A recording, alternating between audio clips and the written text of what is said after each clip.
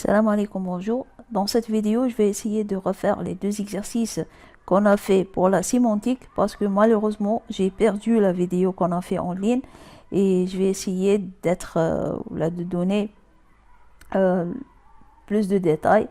Comme ça, vous n'allez pas sentir que les étudiants étaient absents. Donc, juste, je vous rappelle que pour la série 4, qui est la série de la sémantique, l'exercice 1, qui demande de faire la forme intermédiaire de ces deux ou les trois instructions, a été fait en cours.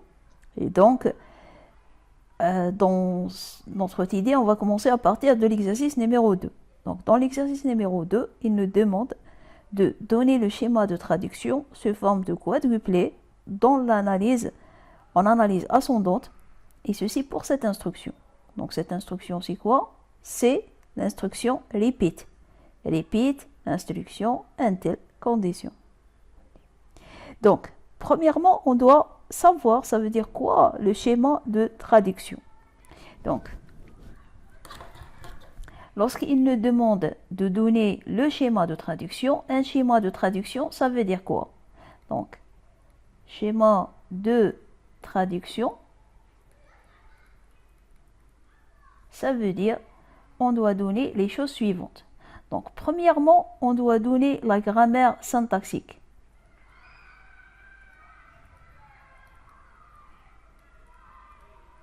Pour le code pour lequel il nous demande de faire un schéma de traduction. Deuxièmement, on doit donner la forme intermédiaire.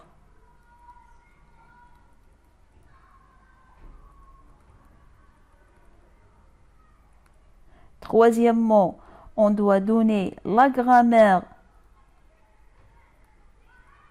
et cette fois-ci avec les emplacements des routines. Pardon.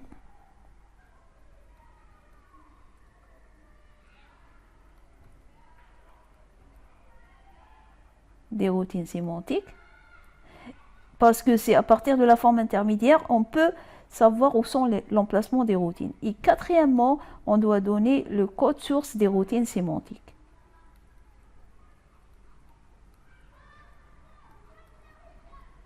Les routines, en routine, ou ce qui veut dire routine sémantique. Donc on va commencer par la première, qui est la grammaire syntaxique.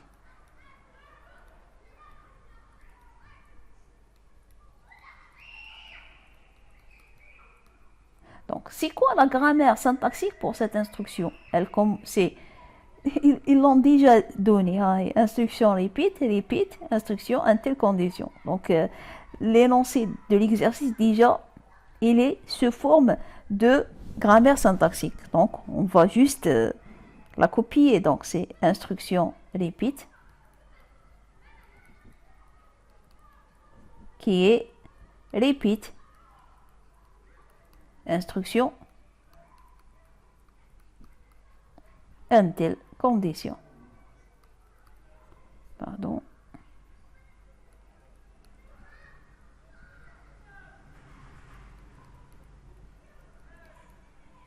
Voilà.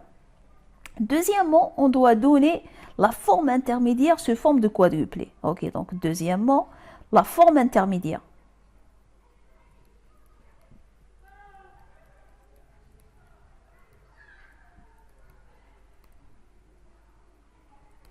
Quadruplé. Donc, ça veut dire quoi? Ça veut dire je dois donner comment ce code-là va être exécuté. Donc, quadruplé, ça veut dire je vais avoir une matrice. Ok, une matrice qu'on va appeler quad. La matrice, elle s'appelle quad. Ok. Cette matrice, elle a un indice qui à chaque fois, qui s'appelle QC, et à chaque fois, il s'incrémente. À chaque fois, il s'incrémente. À chaque fois, j'écris dans une ligne, je vais l'incrémenter. Bon, ça, c'est une matrice, donc ça veut dire, matrice, ça veut dire elle est quadruplée, ça veut dire faire 4 colonnes. Et j'ai un indice qui avance à chaque fois, j'insère quelque chose dans la matrice, qui s'appelle QC. Donc, début, lorsqu'il nous demande de donner la forme intermédiaire, la première des choses, on doit suivre la syntaxe. C'est pour ça qu'on appelle la sémantique, en général, on l'appelle sémantique dirigée par la syntaxe, parce que c'est la syntaxe qui va diriger ma sémantique. Donc ici, je dois suivre la syntaxe. Donc au début, je dois avoir les quadruplés de instruction et puis les quadruplés de condition. Donc non, quelque part, les quadruplés de instruction et puis les quadruplés de condition. Voilà. Une fois j'ai suivi la syntaxe, ça veut dire je suis les noms terminaux, parce que instruction peut être par exemple un A égale par exemple un B fois C plus D.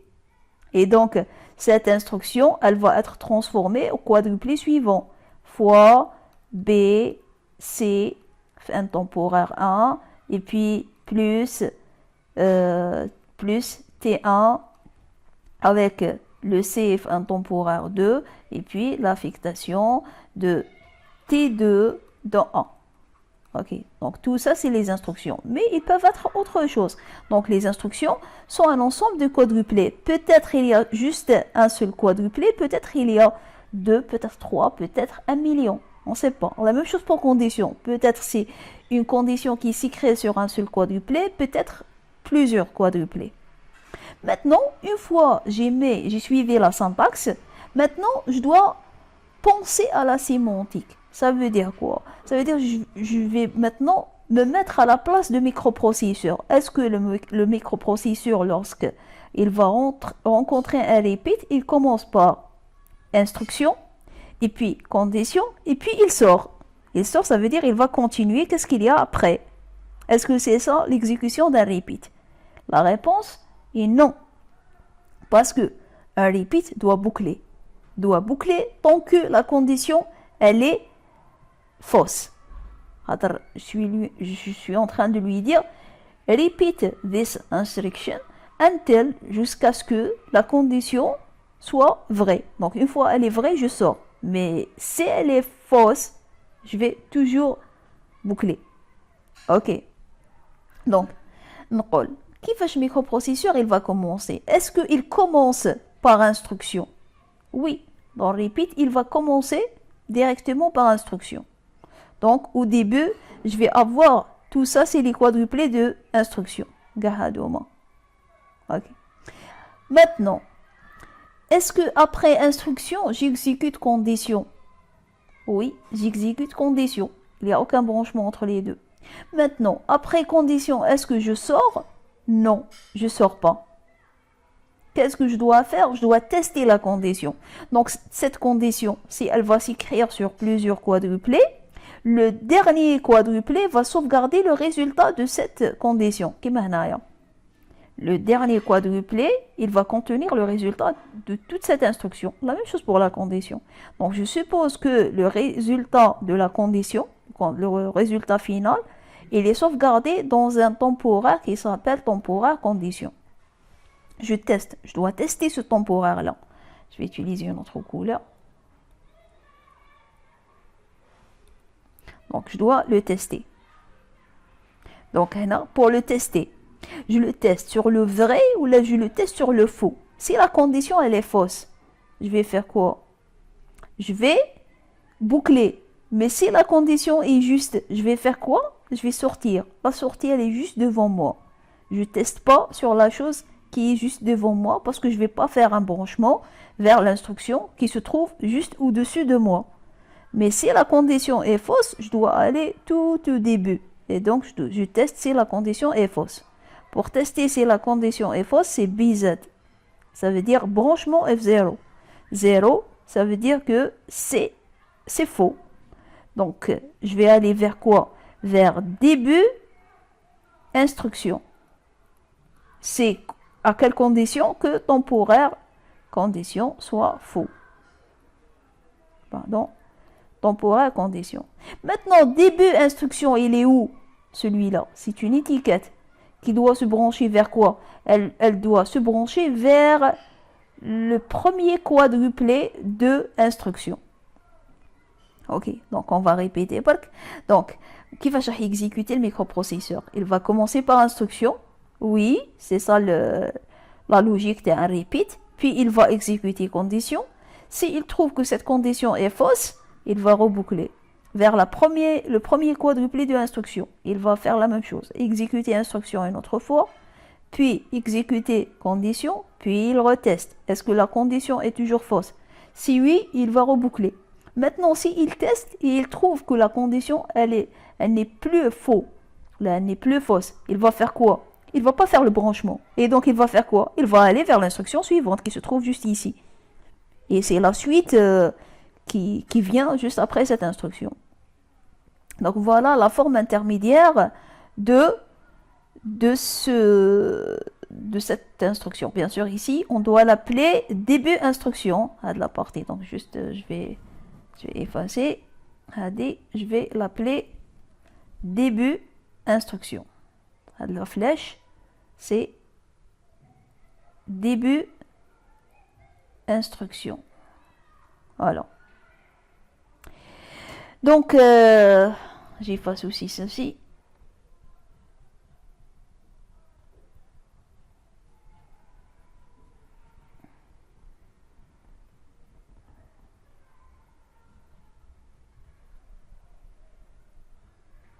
Donc voilà la forme intermédiaire. Maintenant, est-ce qu'on peut détecter les routines sémantiques à partir de cette forme intermédiaire? Donc, je vais revenir vers le rouge. Donc, troisièmement, non, 3, grammaire plus routine sémantique. Ou la plus emplacement des routines.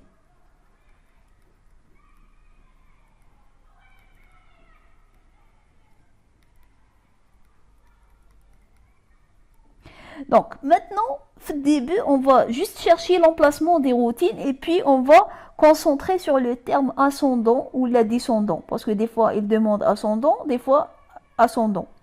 Donc on doit, au début, essayer de trouver déjà les routines, ils sont où, et puis écrire la grammaire selon le cas. Est-ce que ascendant ou la descendant?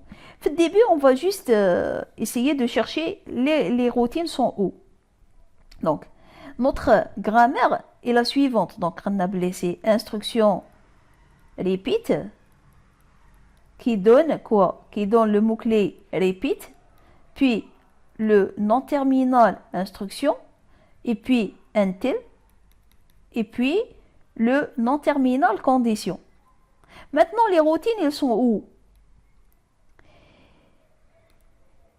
Lorsque j'exécute, après repeat. Après repeat, on remarque quoi? Qu'on a une étiquette à sauvegarder, les labels verts. Cette étiquette, si je la sauvegarde pas ici, c'est bon, j'ai perdu l'information sur le début d'instruction. Parce que après, je vais appeler le nom terminal instruction et celui-là, il va commencer à insérer ses quadruplés. Et donc, je vais perdre l'information de début instruction. Donc, qu'est-ce que je dois faire? Je dois mettre une routine ici qui va me sauvegarder le numéro de quadruplé qui vient juste les instructions. Puis, une fois j'ai terminé les instructions, on regarde un il n'y a aucune routine. Et puis, après condition, je dois avoir une routine qui va m'insérer BZ début instruction. Donc ici, je dois avoir une routine, R2. Voilà, donc on va avoir deux routines ici. Maintenant, on a trouvé juste l'emplacement des routines, mais on n'a pas écrit vraiment la grammaire avec les routines. Donc on va le refaire. Donc juste du sauvegarde, et je vais lancer un autre diapo.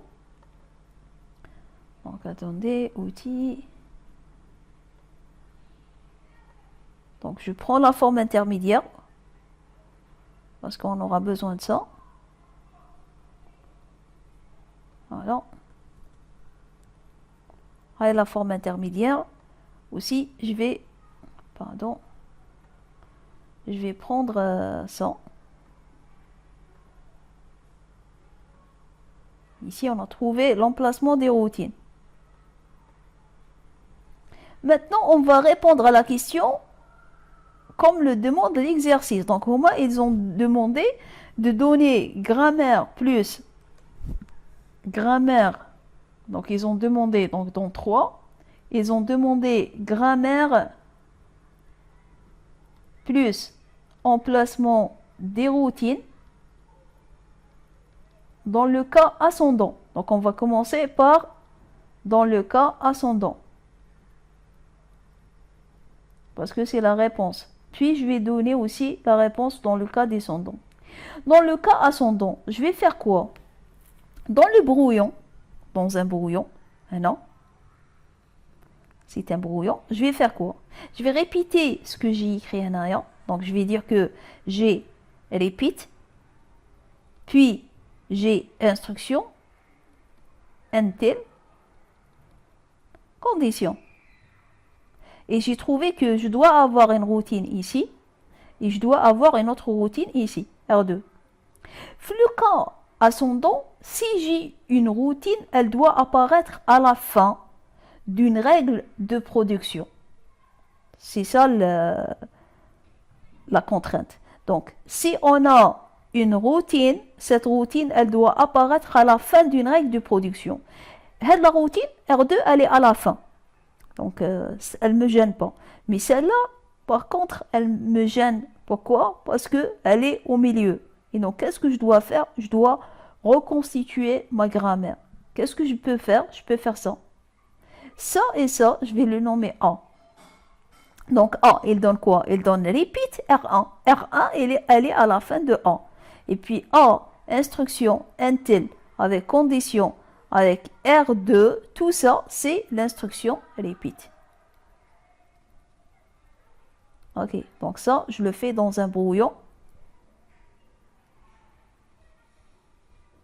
Juste pour m'aider à écrire la grammaire. Et puis, ma grammaire, ça va être, donc, ça va être 2. Je vais l'éclater en 2. Donc, ça va être instruction repeat, qui est cette fois-ci A. Elle donne quoi? A. Instruction until, condition. Et puis, j'aurai un R2 ici. Donc, c'est exactement comme dans Bison. Donc, c'est le code source qu'on doit mettre à la fin des règles. C'est ça, une routine. Et puis, le A, ça va être quoi? Ça va être repeat. Repeat, et puis R1. Parce que repeat, R1, c'est le A. Et voilà, on a donné la grammaire plus l'emplacement des routines dans le cas ascendant. Maintenant, s'il demande le cas descendant, c'est plus facile. Dans le cas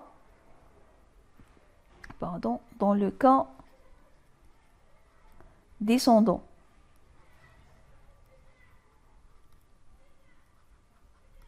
Donc, s'il demande le cas descendant, je vais faire quoi?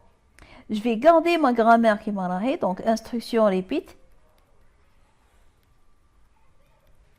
Puis, on a dit quoi? C'est repeat. Et puis, je dois avoir une routine ici. Je vais le nommer. Je vais lui donner un nom. Par exemple, je vais le nommer B. Et puis, instruction. Puis, until.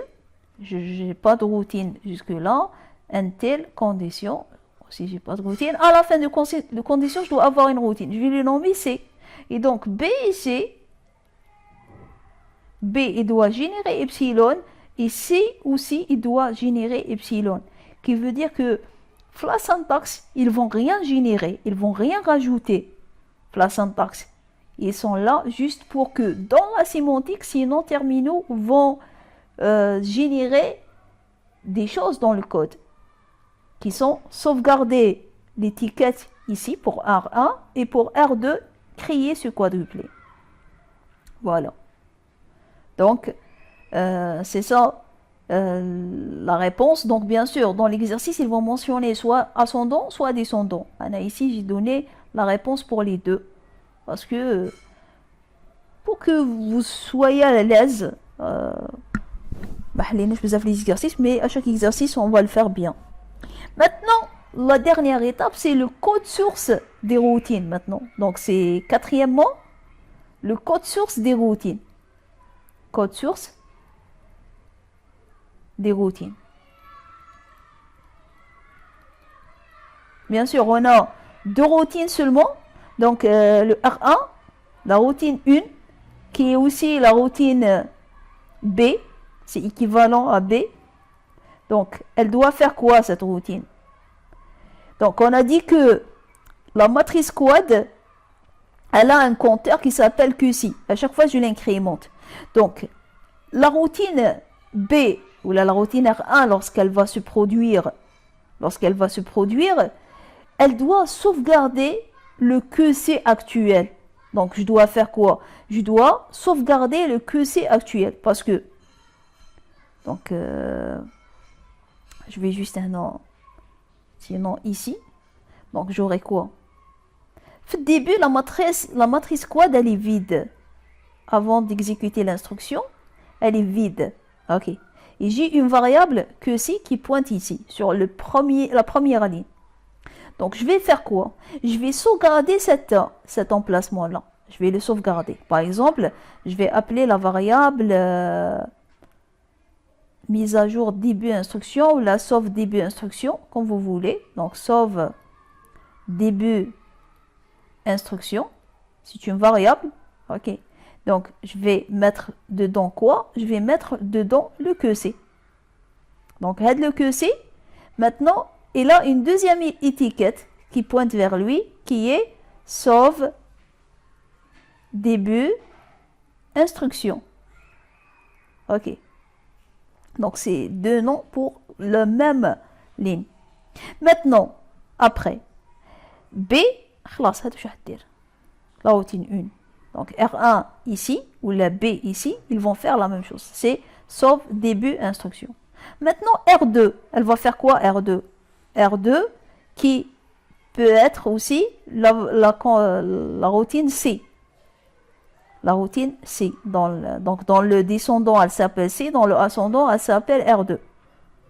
On ne fait pas les deux. On fait un des deux. Il y a descendant et ascendant. Donc, on a les deux juste pour que vous savez quoi répondre selon la question. Parce que les routines, c'est les mêmes. On se met à B ou on se met à R1. Le code, ça va rester le même. Donc, R2, elle va faire quoi? R2, elle doit insérer ce quadruplé-là. Elle doit insérer ce quadruplé-là. Donc, elle va faire quoi? Donc,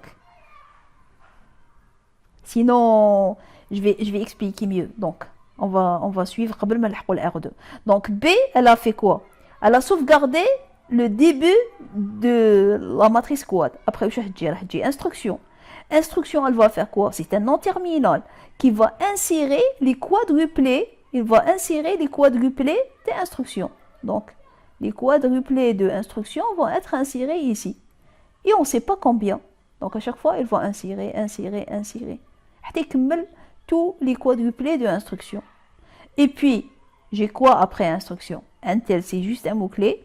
J'aurai le nom terminal condition. Condition aussi, il va faire quoi? Il va insérer ces quadruplés. Donc, il y a la même chose. Beaucoup de quadruplés. Donc, peut-être non. J'aurai peut-être un quadruplé, peut-être plusieurs. OK. Donc, maintenant, une fois condition va terminer, elle va trouver quoi devant elle? Elle va trouver C. C, elle va faire quoi? Elle doit insérer, donc dans quad que C actuel, parce que instruction, lorsqu'elle insère ces quadruplés, elle incrémente le QC. Donc, ce QC-là, il était en train d'être incrémenté. La même chose quadruplé. À chaque fois, elle insère, elle incrémente. À chaque fois, elle insère, elle incrémente. Donc, QC, il est toujours sur une ligne vide. Et une fois que j'insère avec la ligne, je l'incrémente. Donc, quad QC, je vais insérer ce quadruplé. Donc, BZ. Maintenant, début condition, instruction. Début instruction, est-ce que je le connais? Oui, je le connais à ce moment-là. Pourquoi? Parce que R1, j'ai rappelle R2. Et donc, ici, j'ai l'information où elle se trouve l'instruction. Donc, c'est dans la variable sauve début instruction. Et je teste quoi? Je teste le temporaire de condition. Et le dernier champ est vide. Et puis, j'incrémente aussi le QC. c'est tout. Donc voilà R2. Donc, comment l'exécution va se produire. Donc, quad au début, elle est vide. Donc, je fais quoi? Je vais sauvegarder le QC qui pointe ici sur une ligne vide. Puis, je vais avoir instruction. Elle va insérer ces quadruplés. Peut-être elle va insérer un quadruplé, peut-être elle va insérer 10, peut-être 20, je ne sais pas combien, selon le nom terminal il va générer.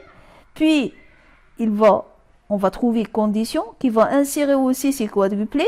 Et puis, je trouve le C, ou là ici le R2. Donc, le R2, il va faire quoi? Il va insérer le quadruplé BZ, aller vers sauve début instruction. C'est le temporaire de condition est faux.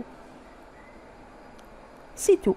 Donc, c'est ça la réponse à cet exercice. Donc, on a dit que, je répète, lorsqu'il demande le schéma de traduction, donc on doit donner la grammaire syntaxique, on doit donner la forme intermédiaire, la grammaire et l'emplacement des routines et le code source. Donc,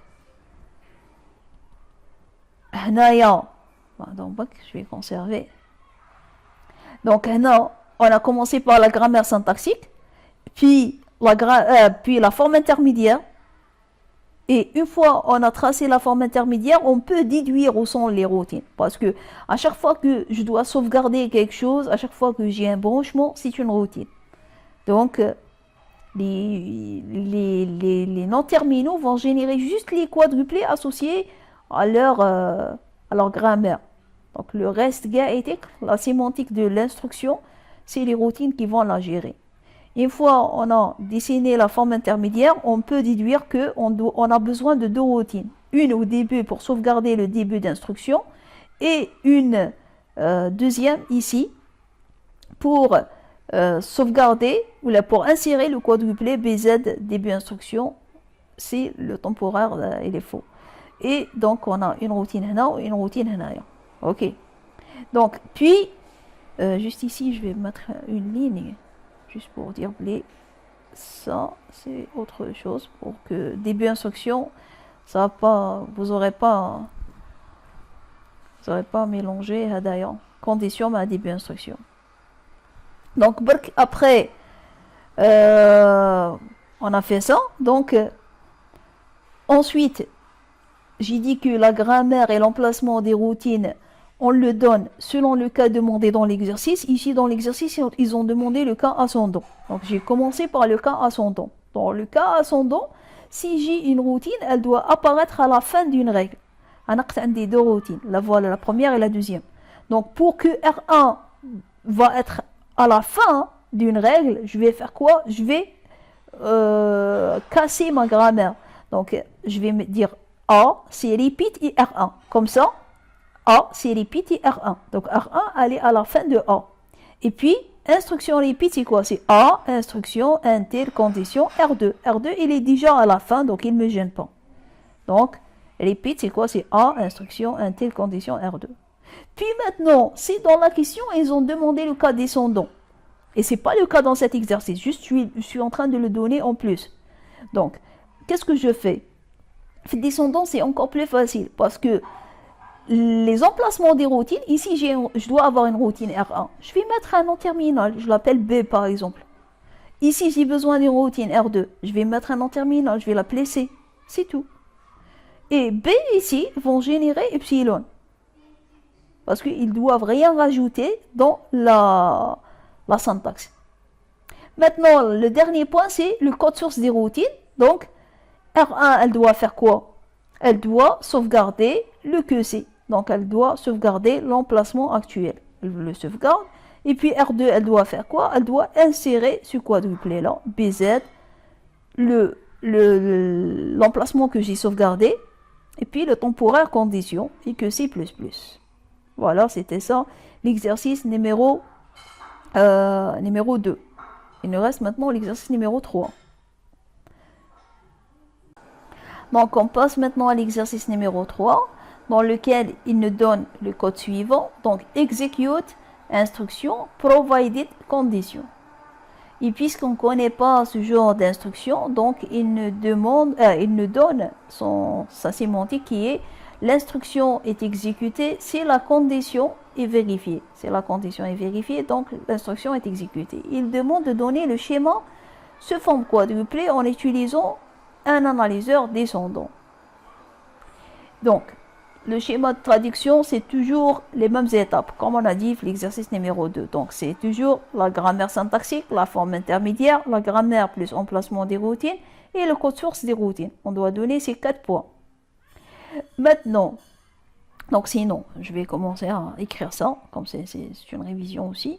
Donc, schéma de traduction, c'est quoi? Donc, de traduction. Donc, toujours, c'est les 4 points. Donc, premièrement, la grammaire syntaxique.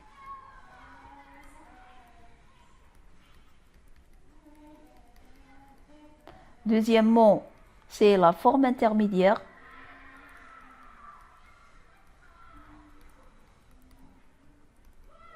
Troisièmement, c'est la grammaire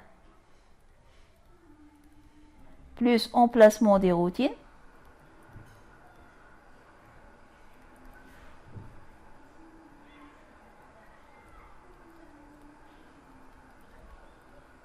Et quatrièmement, le code source des routines.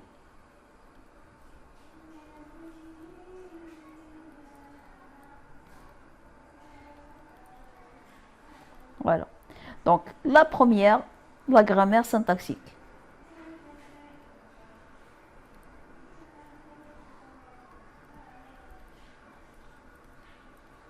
C'est quoi la grammaire syntaxique dans ce cas? Donc, je dois suivre la syntaxe. Je roule execute, instruction, provided, condition. Je rajoute juste le nom terminal qui génère ceci. Donc, je vais l'appeler par exemple instruction provided. Et c'est quoi? Elle doit commencer par le mot-clé execute. Ensuite, le nom terminal instruction. Et puis, le mot-clé provided. Et ensuite, le nom terminal condition. Ok.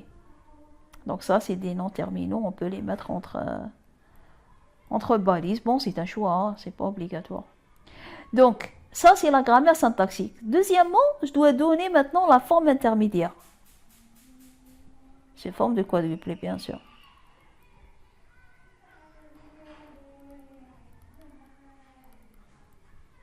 Quadruplé. Donc, toujours quadruplé, ça veut dire que je dois dessiner une matrice de 4 colonnes.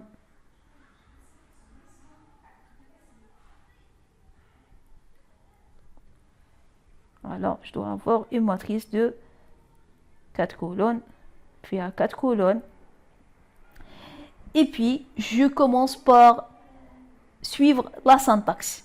Malgré qu'ils sont en train de me dire que l'instruction ne va pas s'exécuter, sauf si la condition est juste. Je ne commence pas par condition, parce que la syntaxe, elle me dit que instruction, puis condition. Donc, je vais suivre la syntaxe. Donc, c'est la syntaxe qui va diriger la sémantique. Donc, maintenant, je vais quadruplé de instruction. Et puis, il y a les quadruplés de condition. Et la même chose, je ne sais pas combien il y a ici de quadruplés pour instruction, ni combien il y a de quadruplés pour condition. Selon le nom terminal, il va générer quelle instruction et quelle condition. Maintenant, je mets à la place de microprocesseur et je vais dire, est-ce que je vais exécuter l'instruction provided par cette logique? C'est-à-dire, je commence par instruction, puis condition, puis je sors. Non, c'est pas le cas. Donc, c'est quoi? Je dois commencer par condition. Et puis, si la condition, elle est juste, revenir vers instruction, et puis sortir. Parce que ça, c'est pas une boucle. Ça, c'est comme si c'est un if à l'inverse. Donc, il est à l'envers. Donc, je commence par condition, je la teste, je vais aller vers instruction, je l'exécute, c'est bien sûr si la condition est juste, et puis je sors.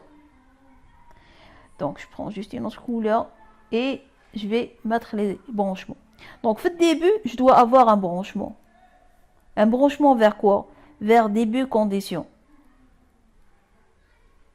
Ok, alors que je connais pas ici début condition. Donc après les routines, on va le laisser vide. Après, donc je vais aller vers début condition. Et début condition, c'est celle-là. Allez à début condition. Ok. Maintenant, une fois que je suis dans condition, bien sûr, je suppose que le dernier temporaire de condition, il contient le résultat de la condition. Je teste le temporaire, je le teste.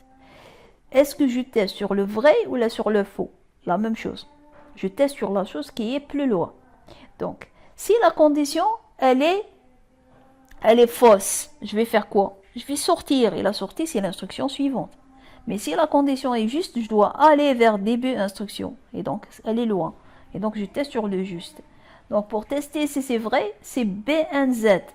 Branchement if not 0. Donc, je teste quoi? Je teste le temporaire condition. Et si il est vrai, je vais aller quoi? Vers début instruction. Et début instruction, c'est quoi? C'est une étiquette qui branche ici, vers début instruction. Je répète juste pour voir est-ce que vraiment ça marche tel ou cas. Donc je commence par brancher, faire un branchement vers quoi, le début de condition. Après j'exécute la condition. Le résultat final de la condition, il est dans un temporaire, je le teste. S'il est vrai, je vais aller vers instruction. Maintenant, une fois j'ai exécuté instruction, est-ce que j'exécute condition une autre fois? Non. Je dois faire quoi? Je dois faire un branchement vers quoi? Vers la fin. Et la fin, c'est quoi?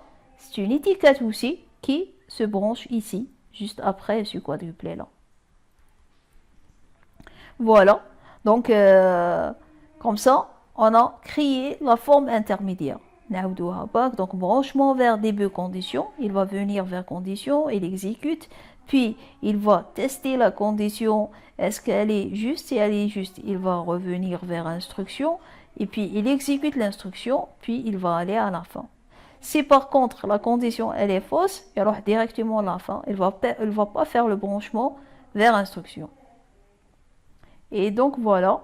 Donc, ceci va me permettre d'avoir l'emplacement des routines. C'est clair. Combien de routines on aura besoin? Raï wahda, branchement. Raï zouj. Raï 3. On a 3 routines. Mais allez, on va les trouver tout doucement. Donc, troisièmement, grammaire plus emplacement des routines. Donc, نعاودو نكتبو execute instruction provided et condition. Et les routines sont où? Je dois avoir, je dois avoir une routine tout au début. Je dois avoir une routine ici avant instruction. Pourquoi? Pour pardon. Donc je dois avoir une routine ici. Pourquoi? Pour qu'elle m'insère ce quadruplé. Elle doit m'insérer ce quadruplé. Donc je dois avoir une routine R1. En plus, c'est la même routine qui va sauvegarder le début d'instruction. Parce que après ce quadruplé vient juste après le début d'instruction. La routine qui va insérer ça, BR fin, elle vient où? Après instruction. Donc après instruction, j'aurai une routine R2. La routine, elle va faire quoi? Elle va insérer ce quadruplé et elle va sauvegarder le début de condition. Parce que juste après ce quadruplé vient le début de condition. Et à la fin, je dois avoir une autre routine qui va faire quoi? Qui va insérer ce quadruplé et aussi mettre à jour la fin. Parce que maintenant, elle connaît la fin. Donc, on va avoir une routine aussi, R3. Comme ça, on a trouvé les routines. Maintenant, il reste juste à écrire les routines plus emplacement des routines selon le cas demandé. l'exercice. Donc ici, il demande descendant. Mais bien sûr, que comme on va faire les deux, descendant et ascendant. Donc, je vais aller vers le prochain slide. Donc juste, je vais conserver, je prends la forme intermédiaire parce que j'aurai besoin d'elle pour écrire le code des routines. Voilà. Donc, pardon.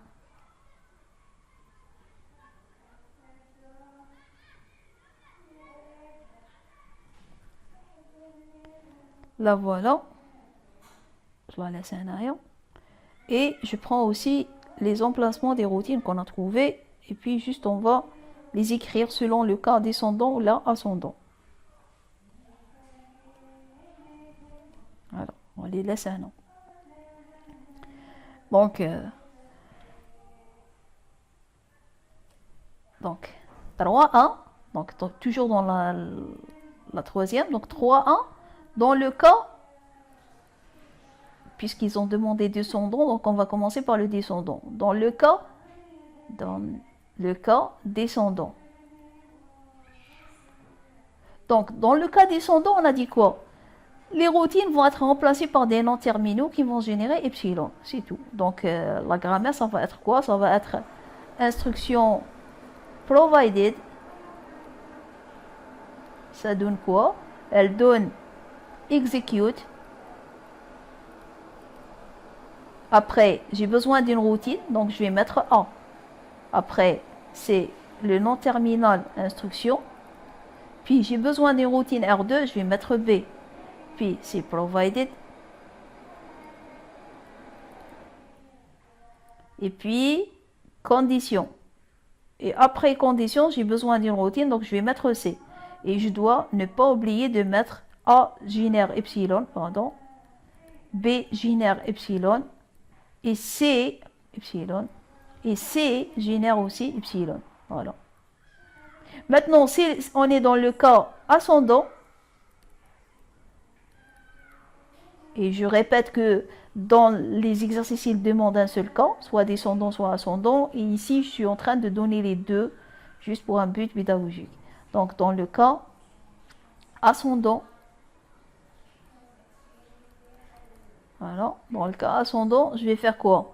Je reprends un brouillon. Donc, je prends un brouillon. D'accord? Et je vais réécrire ma grammaire. Donc, c'est quoi? C'est execute instruction. Ah, pardon, je dois la mettre au-dessus chouïa. Je crois que la place pour la casser. Donc, je vais effacer.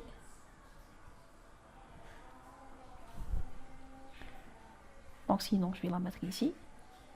Donc, voilà. Donc, execute instruction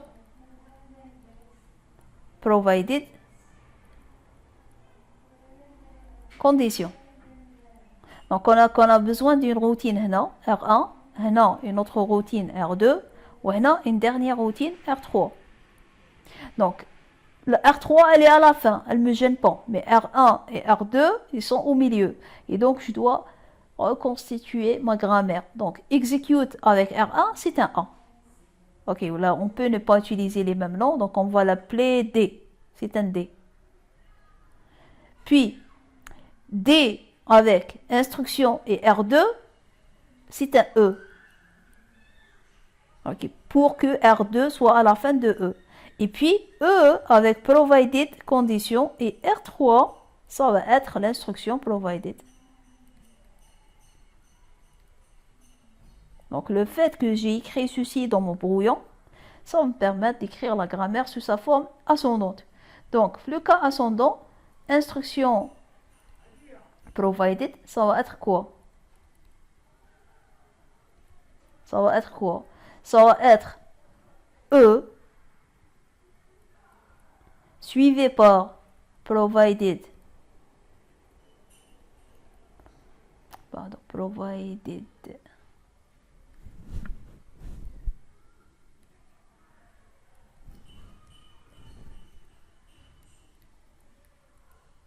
Provided, puis condition, le nom terminal condition, et puis j'aurai le R3 ici. Oui. Instruction, c'est quoi? C'est E, puis provided, puis condition, puis R3. Et puis le E, c'est quoi? Le E, c'est le D, suivi par instruction, suivi par R2.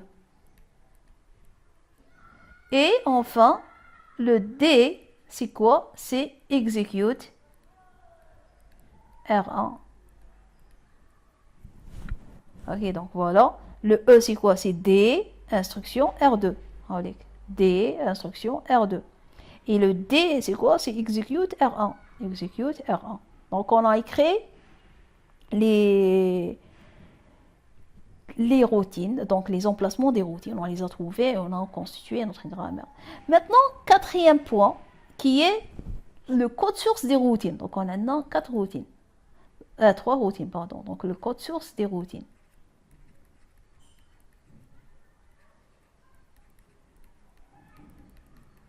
Okay. Donc, je dois imaginer que ma matrice quad في début, elle est vide. Alors, elle est vide في début. Juste, je vais laisser un peu d'espace maintenant.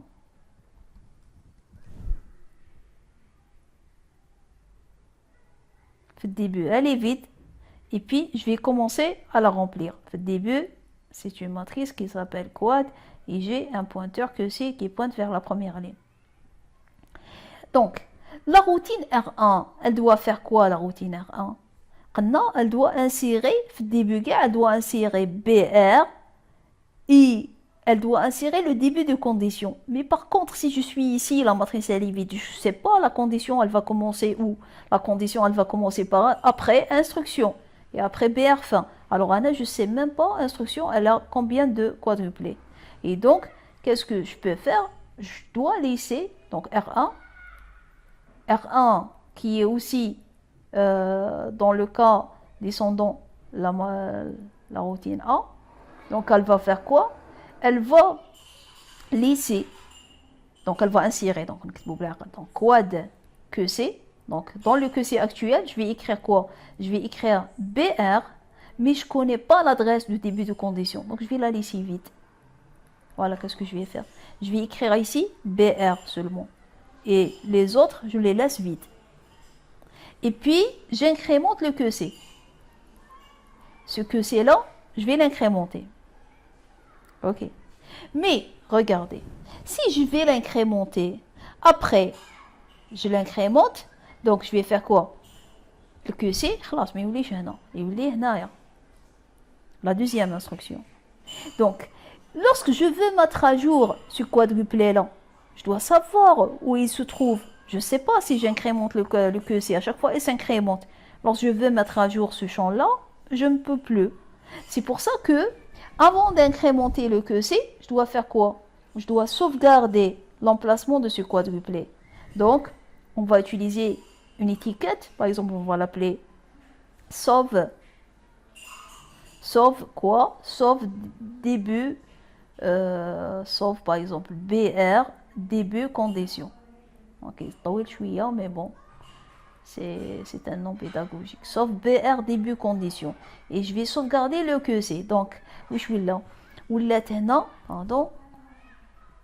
Voilà. Donc, ici, j'ai maintenant une étiquette qui s'appelle sauve BR début condition. Elle est là, cette étiquette. Ok. Et le que si, je peux l'incrémenter. Il ne me gêne pas maintenant. Le que si, maintenant, il est là. Lorsqu'il s'incrémente, cette adresse, c'est quoi? C'est l'adresse de début instruction. Pourquoi? Parce que juste après R1, les instructions vont venir.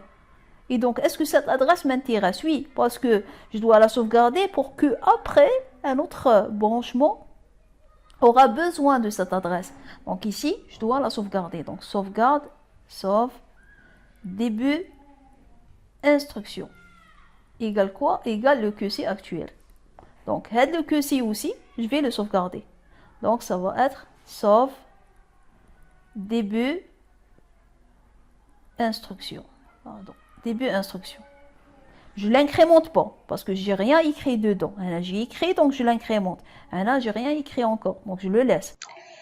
Donc voilà, donc après l'exécution de la routine A ou la routine R1, donc dans l'analyse ascendante on l'appelle R1 et dans l'analyse descendante on l'appelle A, qui est la même chose. Donc on va essayer de suivre sur l'analyse descendante parce que c'est plus facile à voir. Donc une fois la routine A elle va être exécutée, on aura quoi? On aura le nom terminal instruction. Et ce nom terminal, il est abstrait, on ne sait pas c'est quoi parce qu'on n'a pas la règle instruction. Et donc, il va générer les quadruplés de instruction. Okay. Et il peut être un seul quadruplé comme il peut être des centaines ou des milliers. On ne sait pas. C'est pour ça que, qu'est-ce qu'on va faire? Donc, on va le laisser abstrait et on va dire que le nom terminal de l'instruction, il va générer les quadruplés de instruction. On va les écrire comme ça, parce qu'on ne sait pas combien. Et bien sûr, à chaque fois, il va insérer le nom terminé dans l'instruction. À chaque fois qu'il va insérer ces quadruplés, il va incrémenter le QC. Donc le QC, à chaque fois, il va s'incrémenter. Il va s'incrémenter selon combien de quadruplés il y aura dans l'instruction. Voilà, donc c'était ça, Hadia, quadruplé instruction. Après instruction, j'aurai quoi? J'aurai la routine B. Et la routine B, elle doit faire quoi? Elle doit insérer le quadruplé BR vers la fin. Le voilà. Elle va insérer BR fin. Ok, donc la routine B, elle doit faire quoi? Donc, la routine B, qui est aussi la routine R2, qui vient juste après instruction. Donc, R2 ou la routine B, elle va faire quoi? Elle va faire quoi? Elle doit insérer ce quadruplé. Et donc, elle va faire quoi? Dans quad QC, elle va insérer BR. Et puis, je vais me demander, est-ce que je connais la fin? Ça veut dire, BR. Mais est-ce que je connais la fin pour la mettre? Je la connais pas. J'ai pas encore rencontré la fin. Ok, la fin, elle vient après condition. Et condition, c'est un nom terminal qui peut contenir aussi n'importe quel nombre de quadruplés. Et donc, je laisse ce champ vide. Et comme je vais laisser un champ vide, donc je dois sauvegarder le numéro de quadruplé. Donc, ce quadruplé, je dois sauvegarder son numéro pour que après, je vais revenir pour le remplir. Donc, le champ 2, je dois le laisser vide. Par exemple, on se met comme les autres. Donc, sauve BR, sauve BR fin. Voilà. On le nomme comme ça. Donc, sauve BR fin égale le QC actuel. Et puis, je peux incrémenter le QC. QC plus plus. Maintenant, le QC, il est là. Il est sur l'instruction suivante. Et l'instruction suivante, c'est quoi? C'est le début de condition. Donc, une fois j'ai écrit BR et j'ai laissé ça vide, je suis sûr que après, c'est les quadruplés de conditions qui vont venir. Donc, je suis sûr que condition va commencer à écrire ces quadruplés à partir de ce quadruplé-là. Elle n'a pas encore écrit, mais je suis sûr qu'elle va commencer à écrire ici. Parce que après B, qu'est-ce que je vais trouver? Je vais trouver le nom terminal condition. Donc, condition, il n'a pas le choix. Il va commencer à écrire maintenant. Et donc, début condition, est-ce qu'il y a un quadruplé qui était en train d'attendre jusqu'à ce que j'arrive à début condition? Oui. Les rois had le quadruplé. Ce quadruplé-là, had le champ, il était vide. Et il était en train d'attendre jusqu'à ce que j'arrive à début condition. Une fois j'arrive, je vais le mettre à jour. Donc, je peux le mettre à jour avec le QC actuel. Donc, qu'est-ce que je vais faire? Je vais dire quad dans la ligne sauve BR début condition. Dans le champ numéro 2, pourquoi le champ numéro 2? Parce que cette ligne, elle s'appelle sauve BR début condition et la colonne, c'est le numéro 2. C'est une matrice, donc je dois préciser le numéro de ligne et le numéro de colonne. C'est quoi? C'est le QC actuel. Le QC هنا. Et donc, راح نقول هذا le numéro, je vais le mettre ici. Voilà. Normalement, c'est tout pour la routine numéro 2. Et bien sûr, après l'exécution de la routine B ou la routine numéro 2, je vais trouver quoi? Je vais trouver le non-terminal condition. Et le non-terminal condition, il va faire quoi? Il va insérer 6 quadruplets et on va les laisser abstraits parce qu'on ne connaît pas la condition où je fais. Donc, condition, et donc, il y aura plusieurs quadruplets. OK. Et à chaque fois, le QC, il va s'incrémenter. Et puis, une fois condition a terminé l'inscription de ces quadruplets, je dois insérer le quadruplet BNZ début instruction en testant le temporaire condition. Et c'est le rôle de la dernière routine qui est la routine numéro 3 ou là la routine la routine qui s'appelle C. Elle vient juste après condition. La voilà. Donc, dans cette routine, je vais faire quoi? Normalement, je dois insérer le quadruplet BNZ début instruction temporaire condition. Donc, je l'insère. Quad, que c'est actuel. واش نحط فيه BNZ. Est-ce que je connais le début d'instruction à ce moment-là? Normalement, oui. Parce que si j'arrive après la condition, l'instruction, c'est bon. Juste à lire. Donc, normalement, je l'ai sauvegardé, cette information. Et donc, je l'utilise. Je l'ai sauvegardé où? Je l'ai sauvegardé ici. Regardez, sauve début instruction. Donc, j'utilise directement cette information. Sauve début instruction. Et bien sûr, je dois mentionner le dernier temporaire dans lequel la condition a sauvegardé son résultat. Voilà. Puis, j'ai inséré ce quadruplet. Je vais faire quoi? Je vais incrémenter. À chaque fois que j'insère, j'incrémente. Pour que la prochaine instruction trouve un quadruplet vide et elle va commencer à écrire dedans directement. Une fois que j'incrémente, c'est quoi? Je trouve quoi? Je trouve la fin. Est-ce qu'il y a un quadruplet qui était en train d'attendre la fin? Oui, il y a le quadruplet BR. J'ai laissé ce champ vide pour que lorsque j'arrive à la fin, je vais le mettre à jour. Et donc, je vais le mettre à jour. Donc, quad, quelle ligne? Cette ligne, elle s'appelle sauve BR fin. Sauve BR, sauve BR fin. Dans le champ numéro 2, toujours, parce que cette ligne fait le champ numéro 1, le champ numéro 2 et le champ numéro 3 ou 4.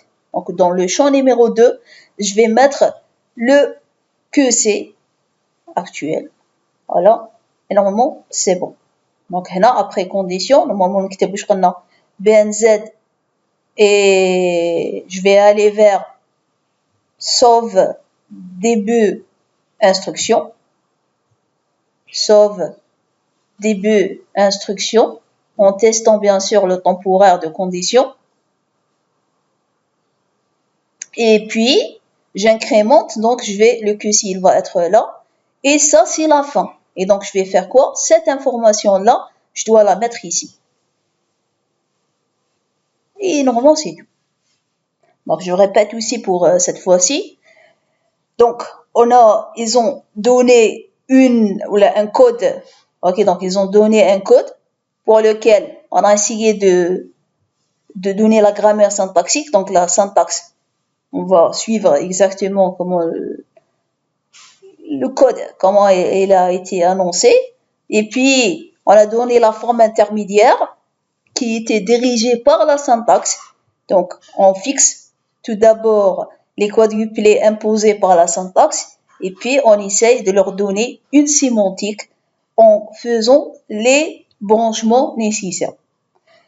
Les branchements et les sauvegardes des étiquettes sont faites par des routines et donc ça va nous donner une idée, les routines, on doit les positionner où. Et donc, on a trouvé qu'on a 3 routines. La première, elle doit insérer ce branchement début et elle doit sauvegarder cette étiquette. La deuxième, elle doit insérer ce branchement et sauvegarder cette étiquette. Et la même chose pour la troisième. Elle va faire ce branchement et sauvegarder cette étiquette-là. Ou là, la mettre à jour. Et puis, selon l'exercice, il demande le schéma de traduction dans le cas descendant ou là dans le cas ascendant. Dans le cas descendant, les emplacements des routines vont être remplacés par des noms terminaux et ces noms terminaux doivent donner epsilon. Et dans le cas ascendant, on doit reconstituer notre grammaire en utilisant le brouillon. Comme une routine, le cas ascendant, doit apparaître à la fin d'une règle de production. Parce que la routine, elle s'exécute lorsque la réduction est possible. Donc, lorsqu'il y a execute, je peux la réduire en D et donc, je vais exécuter R1. Et puis, on doit donner le code source des routines. Donc, comment ces branchements vont être insérés. Et c'est tout.